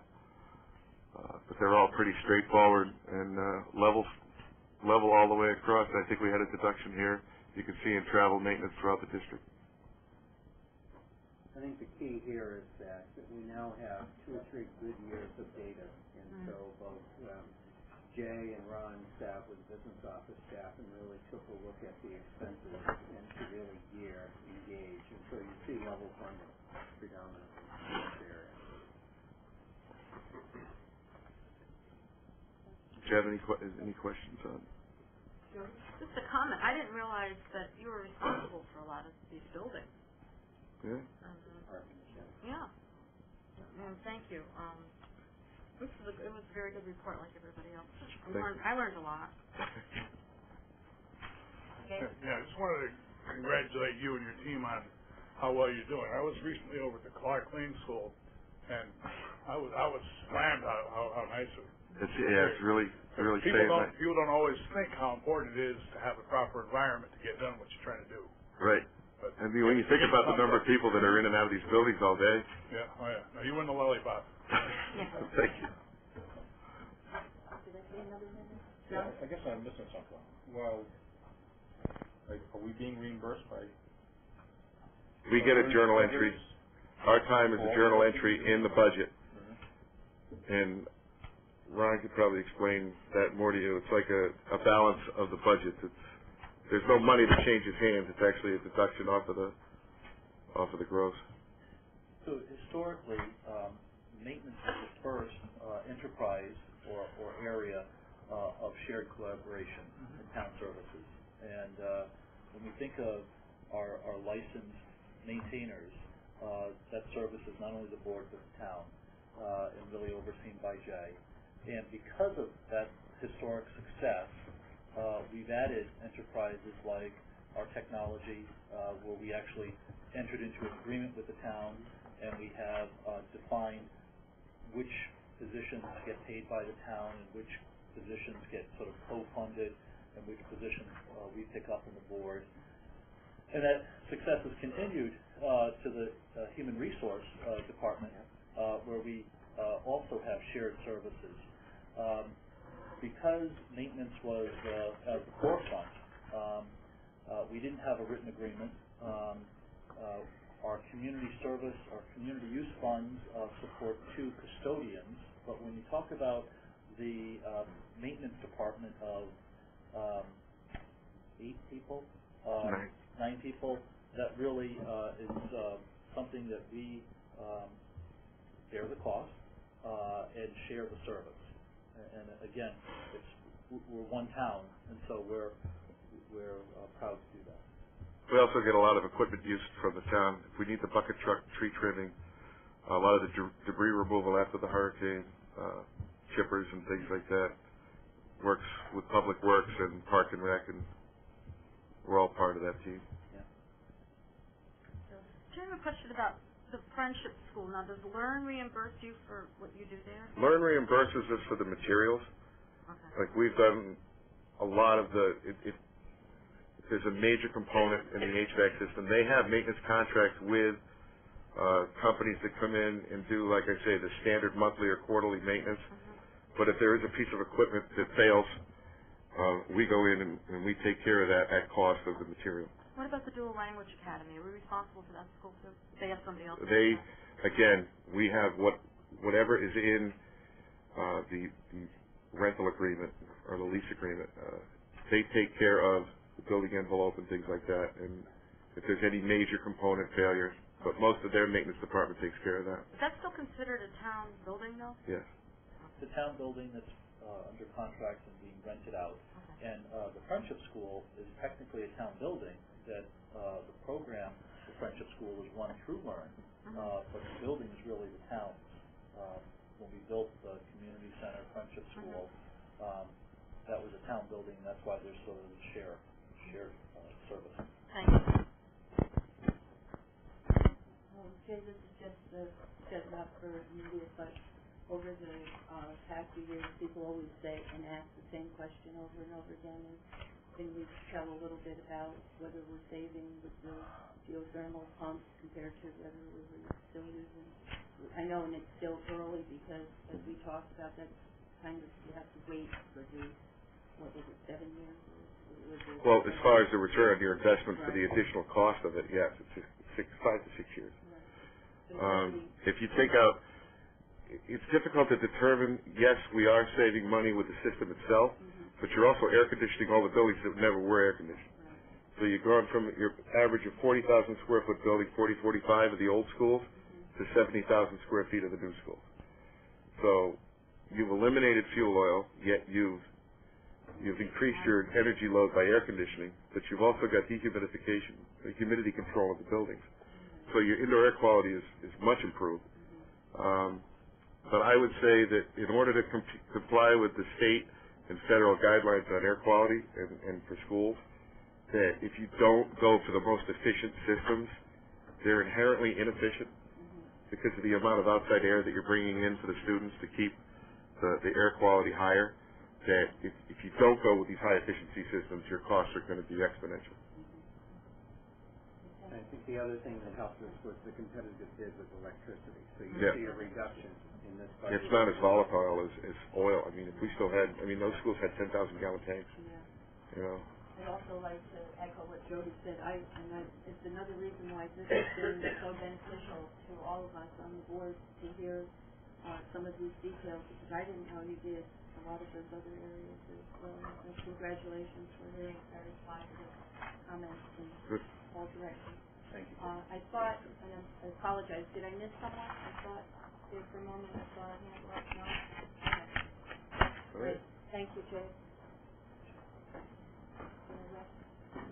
Believe it or not, that completes the entire budget. We have covered every section within this budget. And one of the things that we need to hear before we get into some further discussion or questions from the public, are there particular areas that we need to do some additional research for the January 26th meeting when we're looking at adoption?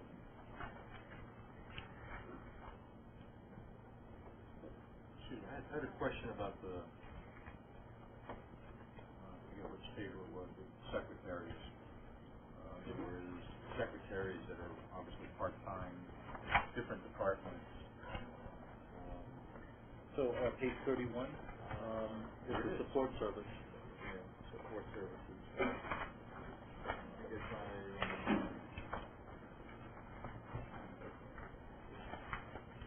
so like,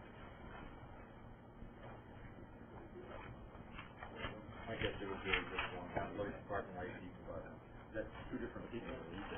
If it's two different people, would it be more efficient if it was one person that shared? Well, to tell you why we do it that way. So the athletic department is so to answer your question, yes, there's two different people. Athletic department secretaries at the high school, and the IT secretary is broken out this way because of one of our shared services, which is the IT department. And when we created the IT department, we were going to share the cost of some secretarial support between the town and the board. And so the secretary that you see that's broken out is really just one secretary that is Ron's secretary, that the other part of Ron's secretary is technically the IT person. And so it's that one person. We break it out because of the funding matrix, because we get reimbursed by the town. This is the most cost-effective way to do it. I'm sorry, so where is Ron's secretary? Where is that half of? So in the business office where you see 3.5, the other okay, so that's where it's a person doing one person doing both. Two roles.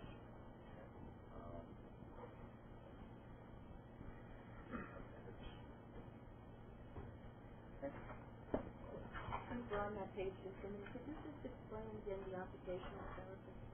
Sure. Position? I know they've come down a little bit. We have some positions, occupational therapists and physical therapists, which are their license is through the state of Connecticut, and so it's not a certified teaching position because they're licensed through the state of Connecticut in a different way, and so we contract with them. And so we have how many occupational therapists? 1.8. And it's based on student needs. And full-time PT. They're contracted with us for that hours, and it's really to cover the IEP. Okay. Other questions from the board, Tim? When we were talking about the elementary staffing, you mentioned that you had kind of contingency for additional staff if the numbers required it, and you made a brief mention that perhaps that might not be a bad idea. And that might be something that we would like to include, simply because I think it's a lot easier to go the other direction. If the situation doesn't call for additional staffing, great, we can reduce staff, but if it calls for additional staffing, it's much harder to go back and say, hey, we need another teacher here. And we actually don't hire that person in advance. Right. The money is set aside in the budget for that purpose. Jay? Yes, just one small item I wanted to get smart on page 12, there's an entry for advertising. And I kind of was unaware of what fell under that title. Sure. So, advertising. When we publish the transportation runs in the newspaper, so the parents can see when their stop is, at what time, that's an advertising cost. Where we have open positions, we've really minimized advertising through some of our other means about posting it into like job postings. Job postings. But there are some legal costs when we talk about like going out to bid for contracts where we have to have a legal posting in the newspapers saying that we're looking for bids. So it's minimal, but there are some need for advertising. This is a small item, but advertising, to me, is neon signs, and so yeah, no, that's quite clear. And we've reduced that account by 50%. Other areas of concern the board would like investigated or researched, and thank you for saying that, Tim. I think we were moving in that direction to have that contingency, and I think, I'm not sure whether that would fall under it, but the last time we talked about that learning through service at that point. The other areas Jody mentioned, but we'll know more when we come I back. also heard grade 9 sports, and so one of the things we'll look at is related to the number of freshmen that actually participate in the JV program, as well as what would the cost be if we reinstated it, so we have a sense of that. And Jody, we've been collecting the data on CAVE, so we'll also provide that data for you. Thank you. Along those lines of the freshmen, if we could just get like some numbers about how many freshmen participated maybe for a couple of years, and then this year's participation rate, so we get a better handle on what happens is impacting overall freshman participation and how it's impacting it. We're only going to have the winter Right, right now. yeah, that's true. So, yeah. Okay. And can we also get a list of the other schools in UCC that do offer freshman sports, to see if there's a lot or if there isn't? What we find is that, like, some schools might offer, like, freshman baseball or freshman softball. Right. Depending on if you decided we're going to offer one, we offer the other. You can't go in that. Thank you. I just want to make a comment. As far as much as I agreed with Jody as far as looking at the grade 9 sports, I do want to throw caution at looking at CAVE, only because when you're looking at the dues factor, you have to consider what the dues factor really is. It's not just a membership per se where we are talking about workshops and things like that. We're also talking about our representation in Hartford. So when we have legal issues that are coming forward, CAVE is our voice. And we don't, as an individual board, we cannot do that. And it's important to keep ourselves active with CAVE in order to do that. So I just wanted to, I thought that we would have to come up with money to, I understand. compensate for not having freshmen sports. So I thought that's money in the budget that we could do. I think that went along with some of the other areas we discussed, but again, we'll have a better knowledge in a few months when we know some of these variables that we don't know just now. And then on the 26th, we'll come back, and if there are any, We'll share this information. And if there are any questions the board may still have that they didn't. I would really hope that you don't wait till the 26th, so send them our way so that on that night you can take action. So we'll have an opportunity prior to going through the action to go, if there's any. It will be a very light agenda, be correct. Exactly, that's what I was trying to say. So with that, we're right on schedule, and we'd like to offer this opportunity for anyone in the public as we've been going through the budget. If you have any questions, now's the time to pose them, and as the superintendent mentioned earlier, will be in the, at back of the budget book, and I think doing a good job answering this stuff. Go ahead, Andrea. I have a question on the special services and the schools out of school. Are these all day programs? Kathy, are any of the programs residential? Public and private, like I know there's a school for the deaf, and also the school.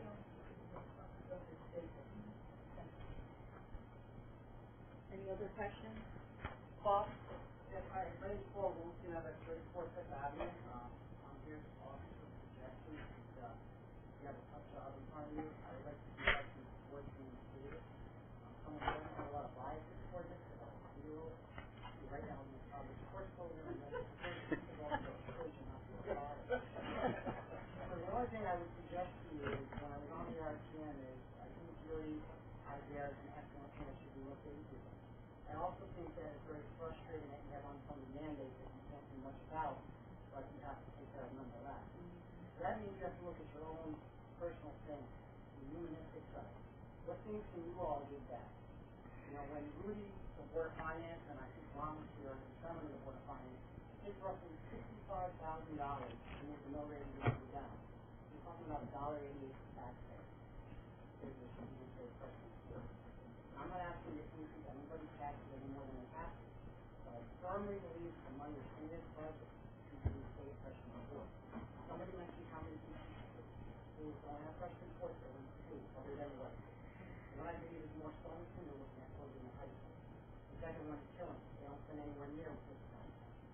So I firmly believe there's money in this budget to use for freshman support.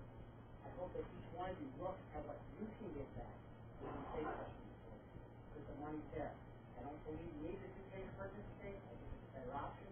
I definitely don't think you need corporate sponsorship because the money's in the existing budget. You just have to all look at it and start to defend the funding because it's there. Thanks for your comment. Is there anyone else that would like to make a comment? Question? Go ahead, Bill. Last night at the Board of Finance meeting, just for your information, the first person I commented was the multi-language school, the Oak Southwest School. They're in negotiations that may or may not come to fruition for them.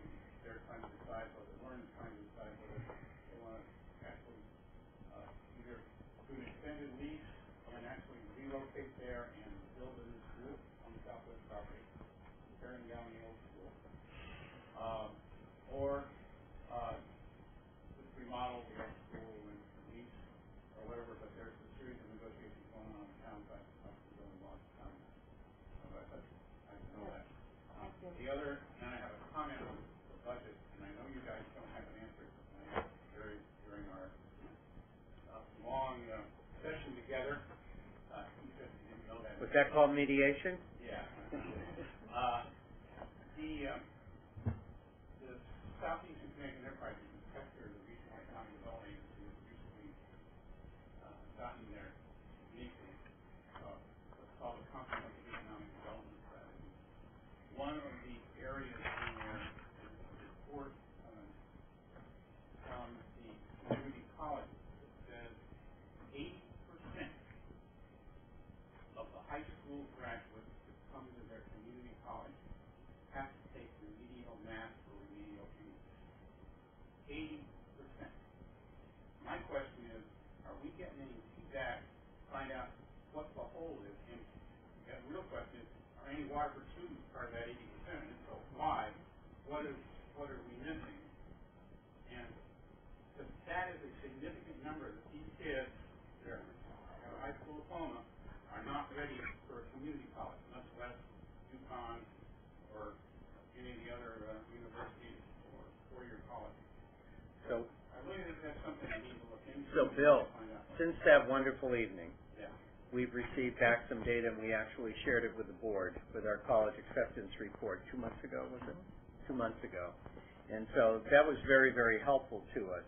And last week when we presented the reduction of a staff position at the high school and redeploy that into the area of literacy to support the literacy work that we're doing, K-12, but really a laser-like focus from 9-12, That's one of the needs coming out of the data that we received, but we now have access to that kind of data, not only with community colleges, but to any post-secondary school that our students are going to. So that's been very helpful, very helpful. I know back in the days when I was in the Navy, Emma Wickover had a preschool Yeah. that wasn't English because I was teaching fairly spoken English on it. So they do math and science. Right. But it was a preschool on math and physics. So you knew that nationwide there was a gap, and that was.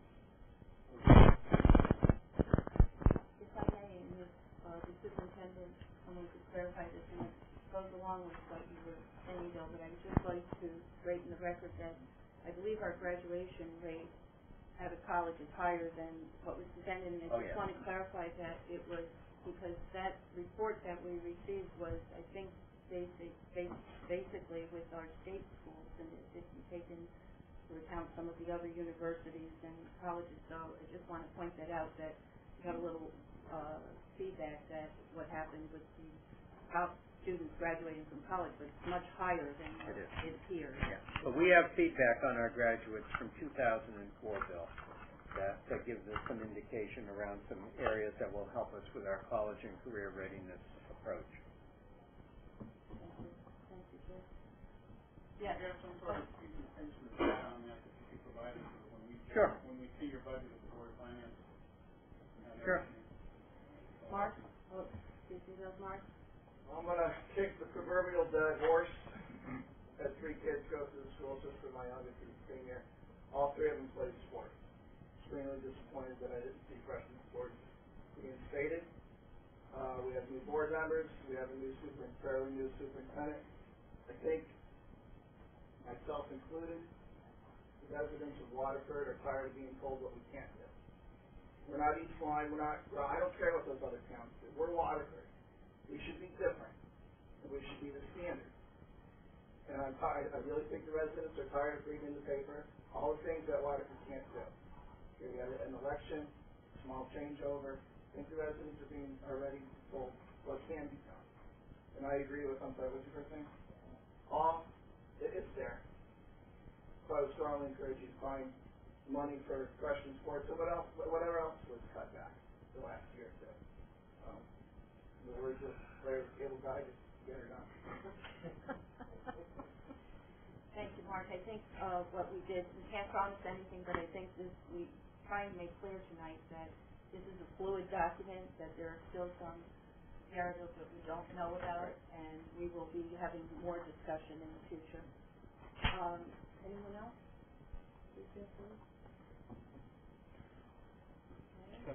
Yes, John. It's not about freshmen. Okay. Given that we won't really have a complete budget because we will not have the healthcare numbers, what are we going to do under 26, or what are we required to do? Because I feel like under 26 we would be not approving the budget because we don't have a whole budget, but that we would be more like baselining. I use the term approving. I don't know. What, are we obligated to approve this budget that's not complete, to pass it on? Well, by town charter, my understanding is that we need to present a budget. Is it the 30th of January? However, we have some time prior to the Board of Finance to make any adjustments to the budget. Once it's in the hands of the Board of Finance, it can't be increased. And so the health is a very critical area. And, we've had conversation over the last 2 weeks. There are a number of things that we would like to see in this budget. One of the things that was critical was to not provide false hope and then get back a bid that would just blow everything out of the water. And so we need to be sensitive to still what lies ahead. And we may have some opportunities if we get back some very favorable news. And so our approach was really that balance that we needed to keep in mind, the needs that we have as well as the economics of the community. And so we may have some opportunities. So, John, What we need to do at that point in time is say, this is what we're putting forward as a fiscal plan with the caveat that we're going to come back to review this because we definitely need to adjust the health insurance line item. I can tell you that it's not going to be less than the current funding right now. So we're moving it forward because of our requirement on January 30th to move it, to provide it to the town. That's not to the Board of Finance. Correct. So we will have, and when do we, Bill, you know, In March. I think you're in the latter part of March. I think it's March 26th. On our calendar. That's the, March 26th. that's the, The town's in the same boat. The retirement budget's not going to be ready. The insurance budget's not going to be ready on time because of the health care. It makes sense that basically pro forma budgets, they are known unknowns, to use a famous defense secretary's phrase at one point. And those known unknowns could turn out to be very significant, or they could turn out to be significant. Although I think, based on the fact that we're running $11 million in healthcare costs. so the March date that you mentioned, that's the Board of Finance hearing? That's the hearing, yeah.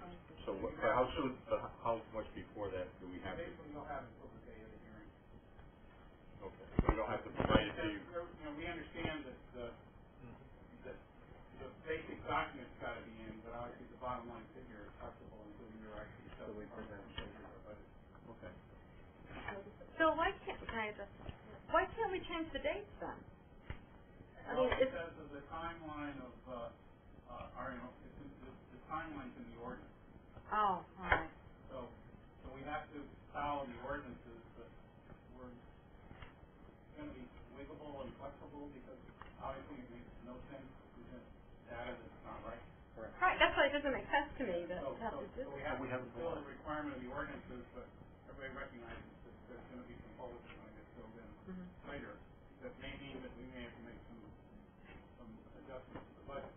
The real thing that it does do is that it cuts down the amount of time that the Board of Finance has to project on the budget. We normally get them a month before we start our hearings, and now we're probably going to be getting them a week before we have the hearings, so we're going to be really scrambling to do it. I guess for some of the folks out in Creighton, we don't have time to make up all the questions that we have to have. But I do think, Bill, your attendance at these two workshops, and there are a number of folks on the various boards, I think this will be very helpful. May I suggest that what you did for us last year, when you gave a couple of A and B scenarios, if you could do that with the gnomes for January 25th, that would be helpful. And then the board would know that could still change. It could go up or down on the March special meeting. But that may help us. Good.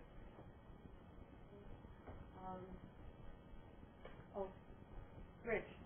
Knowing what we know about the healthcare situation, wouldn't it be more prudent to include some sort of a modest increase in your budget number? It's not expected that the number is going to go down, it's expected that the number is going to increase. So why not include that in the budget now as a modest? Well, Rich, we had that conversation with both Dan and Rudy, and we both decided that the best thing, the most accurate thing is level funding and be very transparent right from the get-go that most likely there will be an increase based upon our trending. And so we had that conversation, knowing that the bids come back middle of February. It gives us a couple of weeks to do the vetting of those bids with our consultant. That certainly by the 1st of March we'll have an accurate number. And that's why we were very conservative in the development of this budget. When you really looked at the increases in the drivers, we're looking at 1%, $459,000 in increases. And as you look at this document, you see many more lines that are decreased than increased. And so the special education costs that Kathy shared tonight, the loss of grant funds that we started with as a get-go, we were $180,000 that we needed to make up right from the start. And so when you're really looking at this, it's really covering some of the ways we were able to fund things a year ago that we just don't have access to. So we really debated that and really spent a great deal of time, and we worked very closely. And I think that's been a real strength in this process, is working closely with the town. And so Ron, Craig, and I sat with Rudy and Dan, and we really said, we really need to make sense of this. And it's such an early process. So you think of it, we're doing this work now, and it doesn't get to the Board of Finance for us until the end of March. We're out to bid not only for insurance, but also for transportation. So by the 26th, we're hoping to bring you what the transportation cost might be. So one area, for some of the suggestions that have been made tonight, if we have a very favorable transportation bid, we may be able to address some of the things that we've heard from the community of the people. Wasn't there an increase, to allow for an increase in the transportation costs? As I recall, it was $150,000. Why would you have to do the same thing in the... Because that's a known. We have costed out every single special education student. And so the increase is for special education, and then a very, very slight increase which reflects the diesel fuel cost increase. So we really tried to be as accurate as possible so that we wouldn't mislead in any shape or form. And right up front I just said, that's where we are with health. And we know that that's the wild card. It may be that we're going to have to come back and perhaps even reduce what we've presented thus far in order to come within the guideline, or make the decision we're going to go above the guideline and bring that to the Board of Finance. So that's the dance in all of this. And we thought very much like you, but that's the process that we went through to get there. And that we don't want to get to a situation where we have to do dramatic and drastic cuts down the road.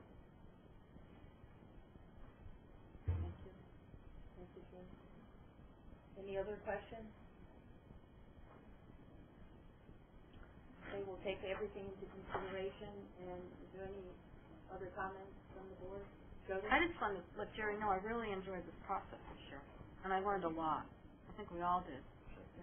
I'll second that. Is this helpful? Very. Yeah. All right, with that, I have one other, is there... Is there the opportunity at the next meeting for the public to ask questions? Yes. There's always an opportunity at every meeting, yes. Yeah. Okay. We'll have public comment right up at the front so that anyone can have the opportunity to comment. Thank you. With that, is there a Motion motion? to adjourn? Oh, second by Jody. All those in favor? Thank you. We are now adjourned. I knew Ann wasn't here, so I had to step forward. Yeah, I